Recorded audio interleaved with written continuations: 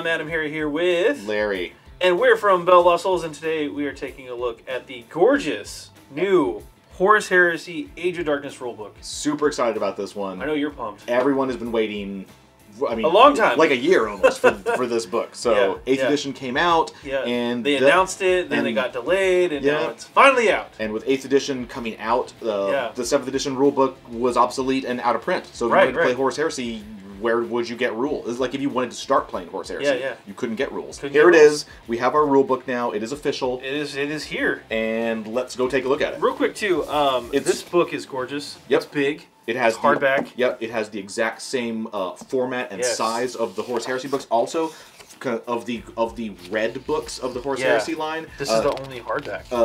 Right? Well, they're hardbacks, but this one's really thick. This is a lot of pages. This one's 102 pages of rules total. That's 202. 202 pages. 202 pages. And then some extra advertising. We'll get to all that. But also, just to compare real fast, this is actually a big book. Can we get the... We actually brought out the 7th edition rulebook just so you can see the difference. Yeah. And it dwarfs it. Yeah, like you it is larger.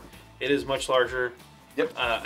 Yeah, we'll go through. There's some comparisons we're going to make. There are some comparisons that we are going to make. Yeah, we'll dive on in. Let's go ahead and open her up. Obviously, book's packed full of beautiful artwork. Yep.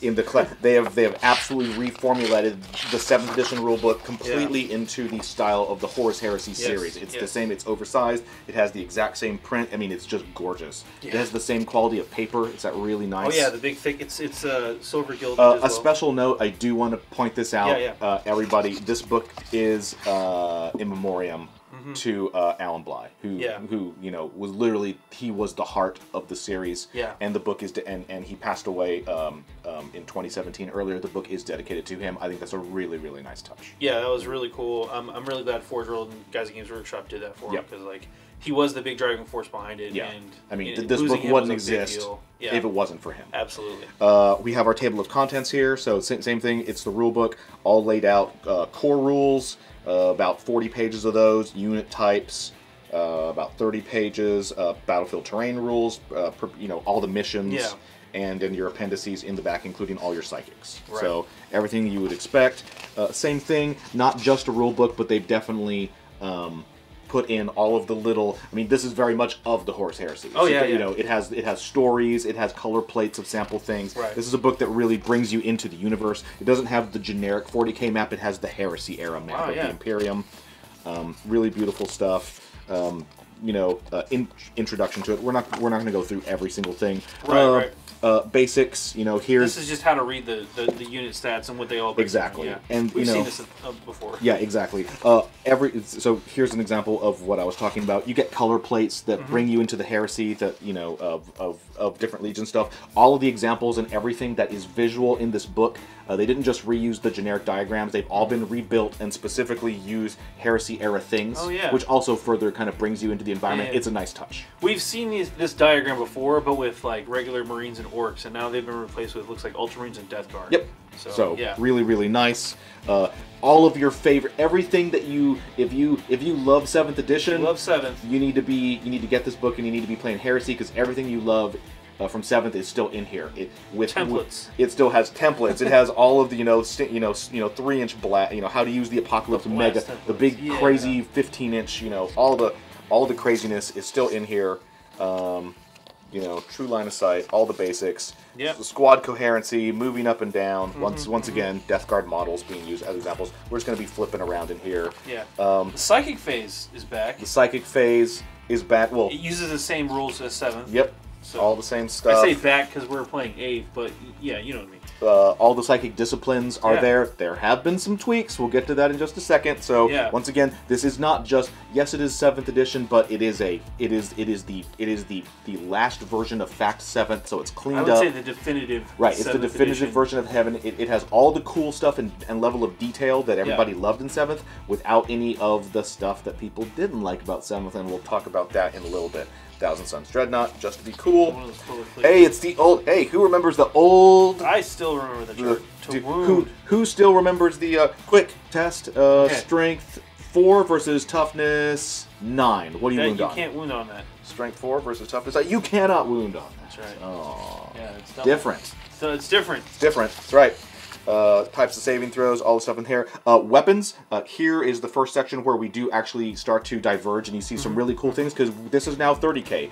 In the weapons section, they go out of their way to talk about, so you get all the basic stuff. Yeah, yeah. Then they give you specific examples of different types of... AP's back too. AP's different. Yep. You get the old... You get all of the different weapon types, yeah. Actually, it wasn't this particular page. I'll get to it in a second. But they actually give you groupings of the different types of weapons, which include new weapon categories that are 30K weapons that you didn't get back in the core one. You know, all the different, bombs. Right, Cool. How assault weapons work. I remember that chart from, they redid it for right, how the assault phase works 30K. In all of its glorious detail. It's all back. There's the ult to wound chart. We're going to move past that quickly. Multiple combats, all that fun stuff. Falling back and trapping units. Once again, gorgeous artwork. Okay, unit types. We're on to unit types now. Bikes and jet bikes. Jet bikes are cool. Here. Infantry, artillery. Jetpack units, jump, beasts, cav, and you monstrous creatures. The special rules too are all there too. So gargantuan and all that kind of stuff. Yeah. Vehicles, old school 7th edition vehicles, crazy detailed. All the stuff that you missed, all the different armor facings matter. All the different all that stuff is back. Oh yeah. How you measure line of sight for all your vehicles. I remember when weapons had line of sight. Line of sight and facing. And facing's back. And they still do. So once again, all the awesomeness. The old obscured vehicles rules are back. The vehicle damage table. Oh yeah. I remember that. All the weird rules about like how you deal with like vehicles and squadrons. I love that they actually did use the old templates, but they added in all of the 30K stuff. So all that's been redesigned. Yeah, they did a really good job of just clarifying everything. Yeah. Chariots. We're gonna keep moving really quickly through all this stuff. Yeah. We're still basically all of those 7th edition rules are now recodified, redone, all the stuff and updated for Horus Heresy 30K. All the stuff is in here for super heavy vehicles, including Titans, all the Thunder Blitz rules. So everything you need to play everything from an individual legionnaire all the way up to warlord titans all those rules are in here, so you're not going to need to buy weird expansions or stuff. That's cool. Which is very cool. Vehicle upgrades, how to deal with characters. Hey, look, it's Horus attacking a bay of a spaceship, killing everybody. That's what he does. Loving it. Battlefield terrain. You get lots of examples of battlefield terrain, and all the rules are in here for it. So you get the defense lines are in here. All the way up to the fortifications, things like that. Yeah, Aegis defense lines, all the way up to defense emplacements, bunkers, the Aquila strong points in here. So all the core generic stuff, it's in here. Cool. Going really. Then you get weird stuff for the old city fight buildings and their special rules, all in there too. And then we get into where it really starts to diverge, and 30K really becomes its own thing, preparing for battle. So you have all of your normal unit types that you guys expect, HQ troops, all the basics. Lords of War. There's the 25% rule. That's new. Which is, well, it's not new for 30K, but for all you people who never played 30K, there is a hard rule in 30K that you cannot spend more than 25% of your army total on Lords of War. And that keeps the craziness under control. I meant new for 7th, because this is basically 7th that's new, but that was in 30K before. Exactly. So, and that's great. And 30K players will tell you that is definitely, this is one of the rules that definitely keeps the game under control. There's no, hey, I'm just going to bring a bunch of Bane Blades. Yeah.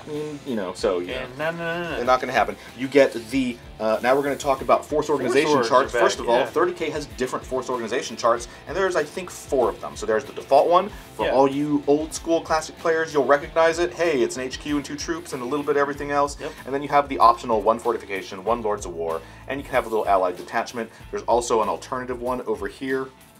That's more heavy support focused. I noticed too that this is the HQ. This is 1 mandatory, 2 mandatory troops, but it's up to 3 HQs, which is cool. Yeah. And then there's the 2 others. There's the Castellan Force. This is the super defensive version of it that has mandatory fortification, and it has almost no fast attack. It also doesn't have a lot of elites. And then you have an optional Lord of War detachment if you do want to do the whole crazy, and it has weird special rules and stuff. Beautiful knights, and that's it.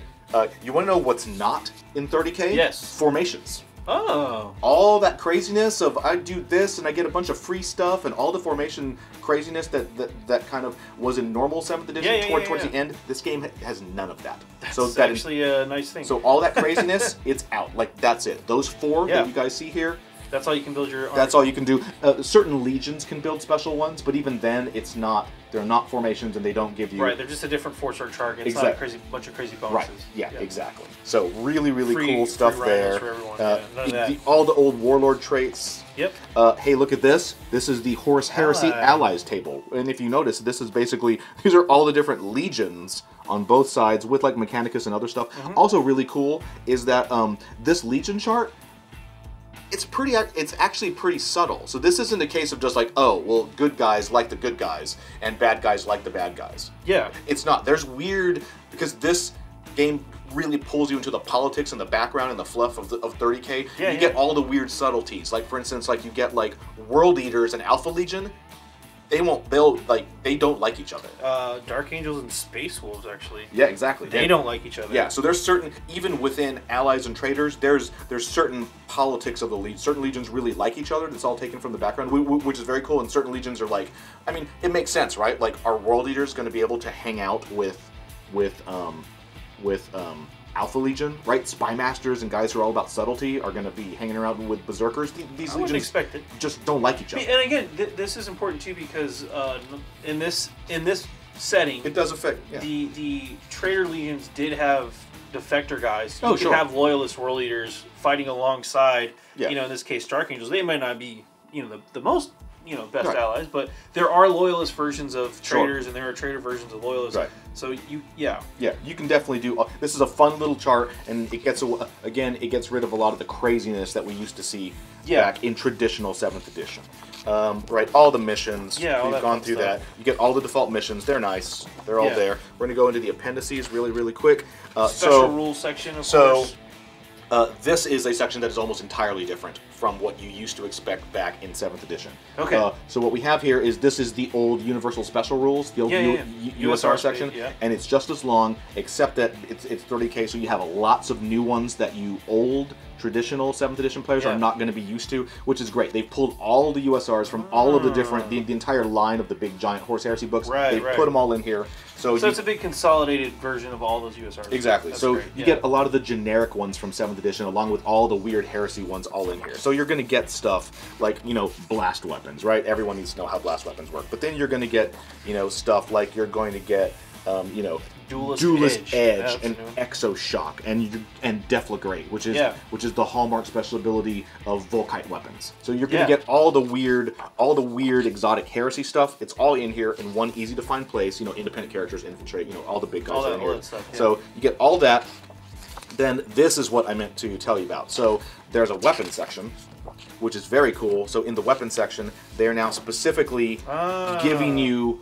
They define what the families of weapons are, because you get lots of special abilities, like, if you have a flamer weapon, it affects this. Plasma weapons. Right, so now and this once again is pulling all the weapons, all the weird weapons from Heresy together. So, what are Graviton weapons? Well, here's the special rules for Graviton weapons, and these are all of the ones that exist in the universe. Gotcha. Which, various that's the background of them, and then they have all the weapons listed, all of their special weapons listed here, which we just passed over in the USRs. Bolt guns, all of the weapons that are defined as bolt guns. Including the weird, crazy, exotic, large ones. That like Mauler bolt cannon. They're like some of the mechanic. Right. So you get all these really weird stuff, and they have here's the Volkite family. The Laz, Melta, Here's very very, very sinister weapons over here. All the way down to stub guns and crafting weapons.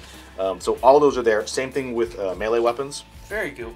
Grenades. There are definitely a lot of exotic and weird grenades in 30K. All there, and then we get to the last section of the book, the psychic phase. This is the section, folks. I think are going to be probably the biggest concerned and interested about, because we all know 7th. There was a certain psychic power that was kind of a big deal, and it destabilized the game. Yeah, it was kind of a problem for years. And guess what? Is it in 30K? I would like to find out. All right, let's go take a look. Biomancy, exactly the same. Biomancy is the same. Divination is the same. The same. Pyromancy is the same. Telekinesis is the same. The same. Telepathy. This is the one. Invisibility, folks. We're talking about invisibility. We're talking about invisibility. You didn't know by now. So first off, Psychic Shriek's the same. Dominates. Matt, get the book out. We'll do it. We'll do it this way too, just to show everyone what's going on. Yeah. It was 2 more, yeah. telepathy. Going to telepathy, guys. Yep. Telepathy section. So there we go. We'll put it right here, and you guys can see the difference. So again, Primaris power is the same. Dominate, mental fortitude, terrify, same. shrouding. Yep. Invisibility is gone and has been replaced by mind howl. And then real quick too, hallucination is the same. So invisibility no longer exists, out of the game. And let's go ahead and read what Mind Howl does. So Mind Howl is a malediction that targets a single enemy unit within 12 inches. While this power is in effect, all models in the target unit reduce their ballistic skill and weapon skill to 1. So it's basically the same effect as invisibility, except that invisibility was a rate effective. You picked one of your units, and every enemy unit within a certain range, basically, you know. Oh, every enemy unit that tried to target you couldn't hurt it. Yeah. Whereas now you have to. You pick a single enemy unit, and that one unit is going to have a hard time targeting you. So definitely, completely nerfed. It's still Warp Charge 2. Yep. It's still a really good power. Like I don't think if you toss this on a Titan, or you know, something big, or a whole unit of guys with scary weapons, reducing their weapon skill and ballistic skill to 1 is a huge deal. Like this is actually a really good power. But it flips the mechanic of invisibility on its head. And instead of targeting a friendly unit, you're targeting an enemy unit, and it's just a single unit. I think it's a really good change. Yeah, I think it's really good. It takes what was clearly a broken psychic power that destabilized the game and just brings it back into the fold. Yeah. And everything else, all the demonology is the same. You get demon summoning rules. And then all the reference stuff. Right, and then this is just charts. Again, just want to point out how beautiful the charts and stuff are. They're all redone to fit in the Horus Heresy style with the red and gold and everything. It's a really well done book. And it's a big hardback. And that, in a nutshell, that is the Age of Darkness rulebook for Horus Heresy. Once again, if you like Horus Heresy, if you're interested in it, if you love 7th edition, this is the best version of 7th edition that has ever been made by Games Workshop. And I have to be honest, it's not that expensive. Yeah. It's based on conversion rates and stuff like that. It's actually not that bad. It's not that bad and again, at all. This is the only way to get the 7th edition rulebook, but it's the best version you're ever going to need. And if you're playing in the Age of Darkness and the Horus Heresy, this is the definitive edition. Definitely recommend you guys pick it up if you're a fan. So. Anyway, I'm AdamHarry. And I'm Larry. We're both from BoLS Souls. Thanks for watching. Have a good one. Have a great one, guys.